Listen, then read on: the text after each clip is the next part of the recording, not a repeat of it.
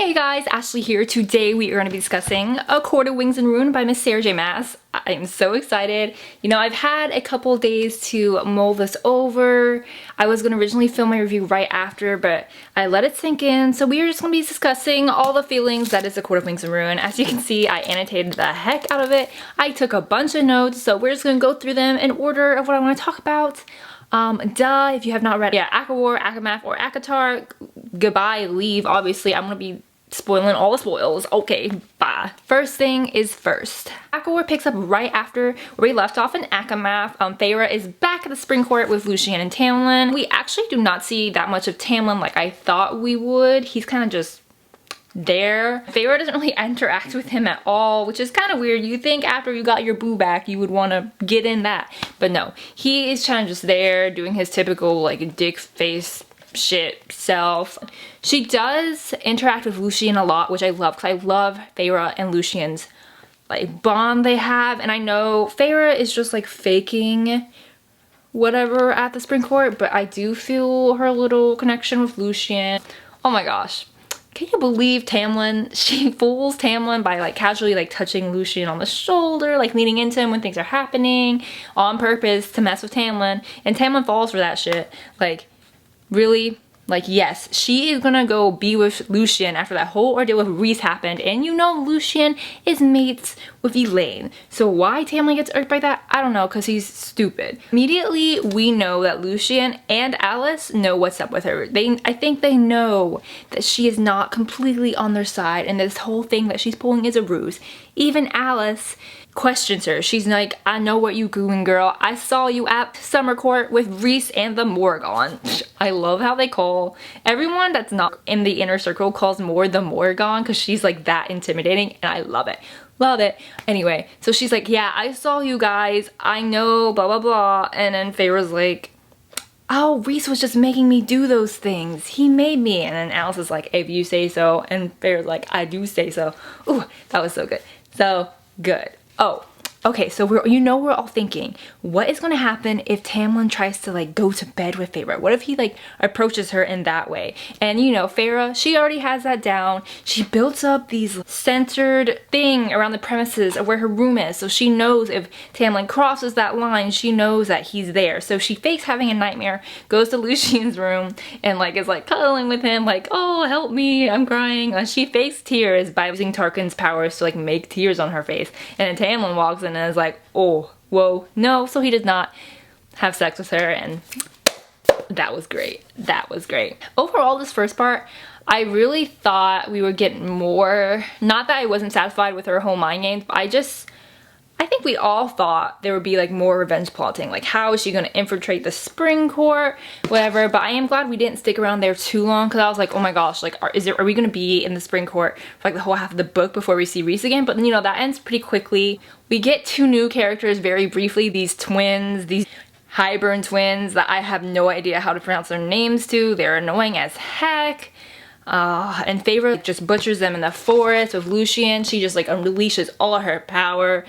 That was great. Ooh, Ianthe, how were you pronounce her name? Oh, she's so irritating. I hate this bitch. I hate her. And so I was so happy when Feyre finally like got that rock and was like, ah, her fingers. Ooh, that was brutal. She was just like slamming on her fingers. I was like, damn. Damn. Also, how dare Tamlin let Lucien be with Ianthe on Calamine? I pronounce everything wrong, sorry guys. What a dick move. Isn't Lucien basically the equivalent as your best friend and you're gonna make him sleep with that whore? Not cool, Tamlin. More reasons why I hate you. I guess he kind of redeemed himself kind of at the end, but we'll get to that. We'll get to that. Okay, her and Lucien go back. They're like, we're gonna go to the night court, and Lucien's like, I'm going with you. And I'm like, what? You're going with her? Wait, you're just going with her because Elaine is gonna be there and she's your mate, so kind of selfish reasons. But anyway, so they go there, they go through the autumn court, they're at the winter court, they run into his brothers, which, bad news. But then, you know who shows up in the middle of that fighting? Cassian and Azriel. Yes, I literally shut my book and I was like, shit, yes, yes, yes, yes. Oh. So they get back to the night court. When Rhys showed up, I was like, ooh, ooh, that first scene with Reese, guys, in the room when they were first getting back together, I was like swooning with all the feels, all the feels. I know a lot of people are like, oh, I hate when after the characters and Lucy get together, excitement of it kind of wears off. I know there's like similar thoughts of that in Throne of Glass with those characters, but honestly in this one, I didn't mind the aftermath of that too much. Like, I still loved Reese and Feyre just as much as I did in Akamath. Like, just as much. Like, every time they would interact or say like things to each other, I was like, ooh, like I think I marked like all my little blue sticky notes are all my cute Fae sand moments, and I have no regrets. Like, I can just really feel their love, and I love them, and I want them to, like, I was gonna say I want them to be together forever, but they are because they're Fae, ha ha ha. She goes with Lucien to visit the bone carver again, and oh my god, guys, we find out that the bone carver appeared to her in Akamath and now that it's her future child with Reese. Oh my gosh. Oh my gosh, dying, literally dying. I was like, ooh, ooh. Does that mean in the next two books, which I'm pretty sure are gonna be about Nessian, Elaine, and Lucien, and Cassian, and all that mess, all that drama, like, are we gonna see future Fae Sam babies? Because if we are, I am there for that. I'm living for it all the way there. So we finally see Elaine and Nesta after their whole ordeal with like being thrown into the cauldron. When I first read, we first see Nesta in the library, I don't know, they didn't handle being turned into Fae as easily as I thought they would, especially Elaine, since, you know, she helped Feyre so much in Akamath. When we first meet them, they're really like sour about it. Elaine is just like stone cold, not there, basically dead. Nesta has like the stick up her ass, and I'm like, girl, please get over it. You're being so annoying. You're so annoying.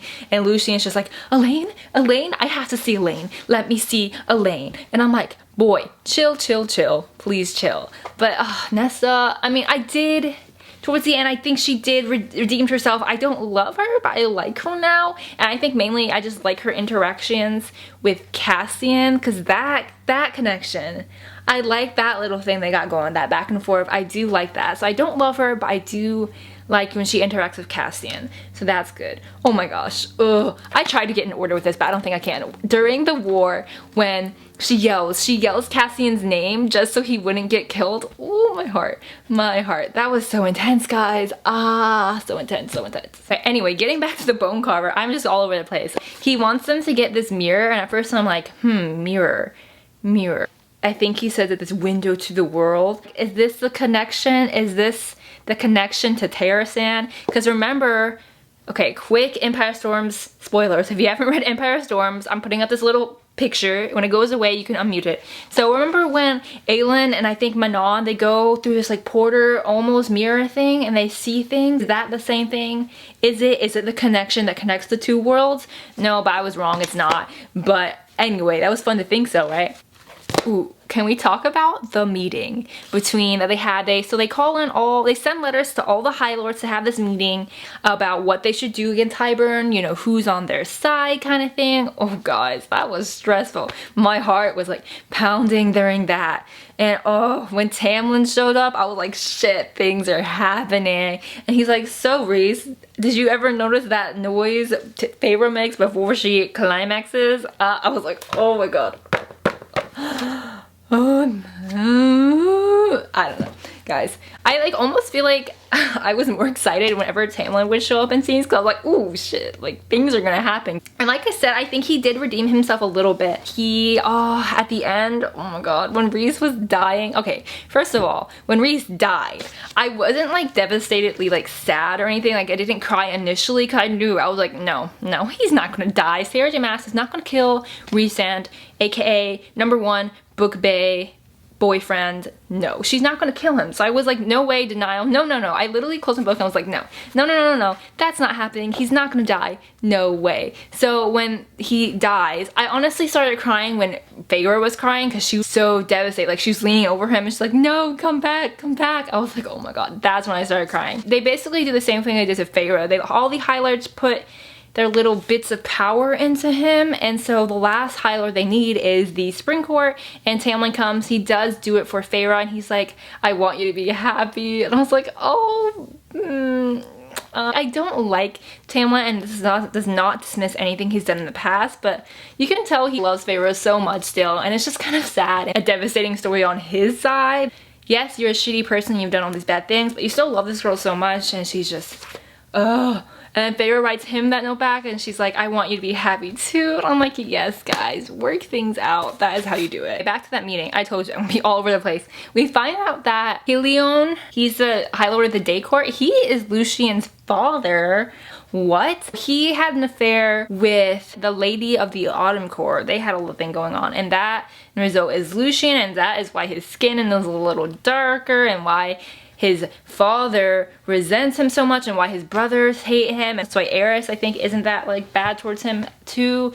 Ooh, drama. So I'm pretty sure that is going to be what the next 2 books are going to be about in this series. It's literally going to be about Nesta and Elaine and Lucien, all drama with the Autumn Court, because none of that really got resolved at the end at all. With Lucien and Elaine and Nesta and Cassian, they're kind of just left open-ended, so we don't really know what's going to happen to them. So I'm pretty sure that is what the next 2 ACOTAR books are going to be about. Speaking of Elaine and Lucien, so this mating bond, we get a little bit more of an insight about what the mating bond actually is. Basically, the guy declares a mating bond on the girl, but the girl does not necessarily have to accept the mating bond. She can reject it. So my question is, as a lady, if you reject the mating bond with one person, that will not stop them from pining from you. They will always have that mating bond with you, but you can reject the mating bond towards them.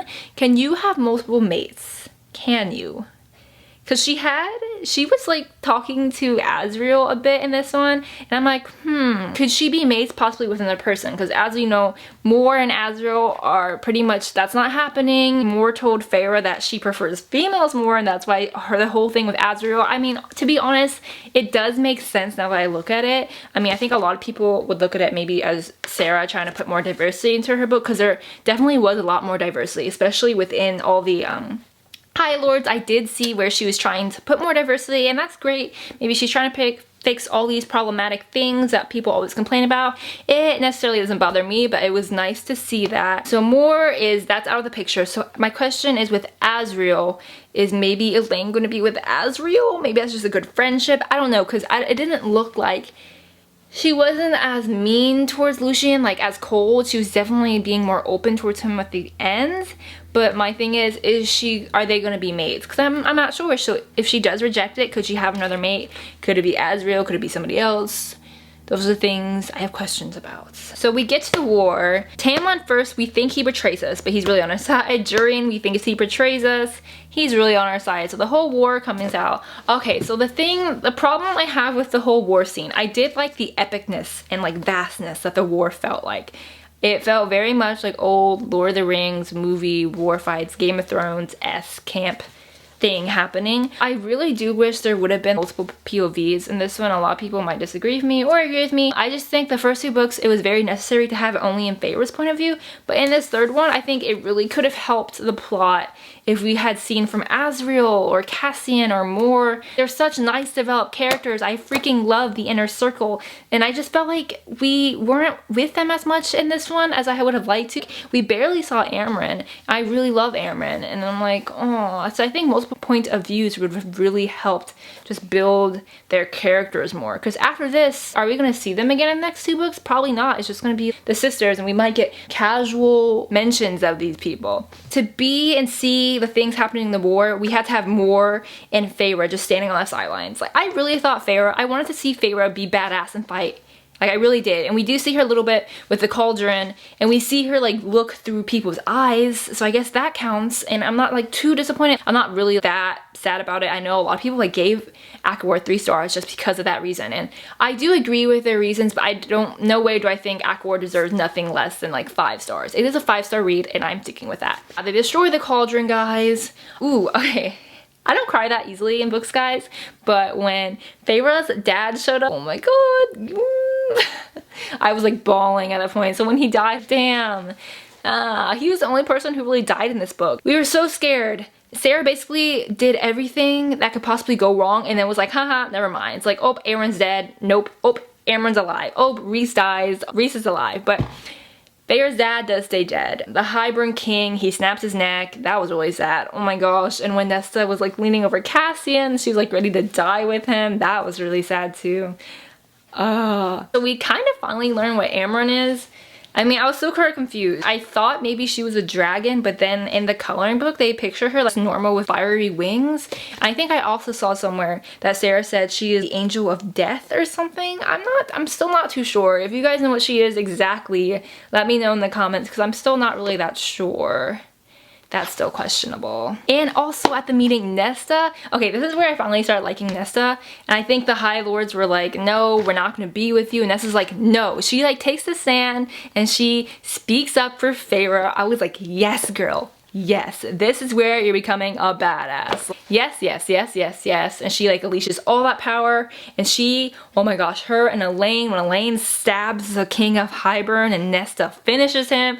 Ooh, yes, this is where you guys are redeeming yourself. We learned that she's a seer, which I kind of thought when she was mumbling all that weird voodoo jumble stuff. So she's a seer, so she can see like the future events sort of and like tell them. Ooh, another moment where Tamlin showed up and I was like, ooh, really? The Hybern camp steals Elaine. They literally take her to their camp. So then Feyre goes with Azriel and they try to go rescue her again. They infiltrate the Hybern camp, and so as they're leaving, they take her from the cauldron. They're leaving. They have to get past this huge like ward thing that's blocking them until they can winnow out, and of course it's like over a cliff. This is where Feyre has to finally fly, and I knew when they told that story about that girl with the small wings, I'm like, this is gonna come back into play because you're gonna have to try to fly when you can't. So as they're getting away and Faye was trying to fly, a sudden wind like helps her, swoops her up, and it's like the wind of the Springport, aka Tamlin. It was like I heard a growl. I knew that growl or roar or something. I was like, ooh, Tamlin.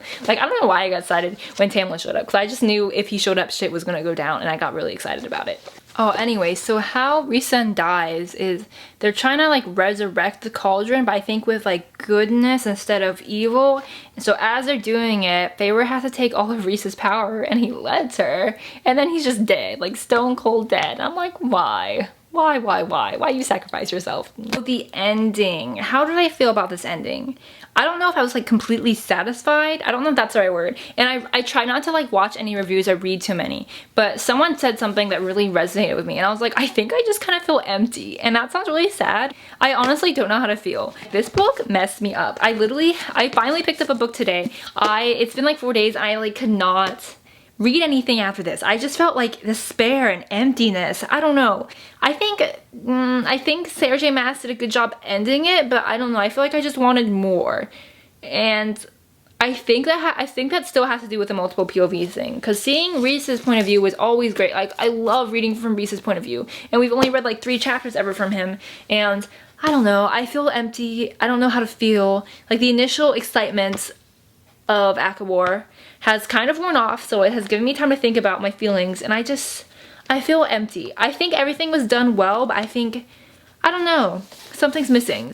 I'm still giving it 5 stars, don't get me wrong, still 5 stars, but I think I literally closed the book, I'm like, that's it, that can't be it. Like, that cannot be the last time I ever read from Feyre's point of view. That is not the last time I read about Rhys and Feyre. I want to see them with kids. I want to see more of the inner circle. Like, guys, I love the inner circle so much, and it makes me so sad. I'm like, that cannot be the last time I ever read about Azriel. They better be in the next books, or I'm literally gonna throw something. That's it. That cannot be the end. Please no. Please no.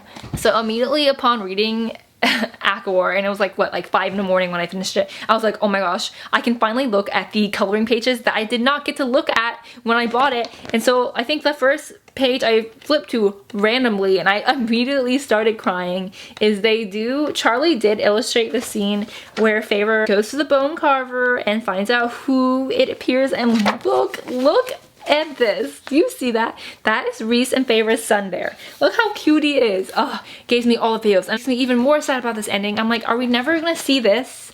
Are we never gonna see this happening? Like, don't you want to see the look on Rhys's face when he finds out that he's gonna be a dad? Because I do. I want all the feelings, and I'm just so sad. I'm just so sad, guys. Alright, I guess that's it for my review / ramble of A Court of Wings and Ruin. I can't believe it's over. I really can't. I don't know what to do with my life. Like, I feel like I'm about to hit the biggest reading slump of my life because the series is over. Not really, this story arc is over, and I don't know what to do with myself. I probably did not hit all the points I wanted to talk about in this. No way. I probably missed so many things when I'm gonna go edit and be like, I forgot to mention that. But you know, it's okay. This is just my initial reactions, not a like official review. If there's something that I didn't talk about that you want to talk about with me, feel free to mention it in the comments. I would love to talk to you about it. Tweet me, comment, DM me, do whatever. I want to talk about this with you because I'm still not over it and will never be over it. Thank you guys so much for watching as always. My name is Ashley. This has been Ashley Out Page. If you like this video, don't forget to give it a thumbs up and subscribe. Alright guys, I will see you next time. Goodbye!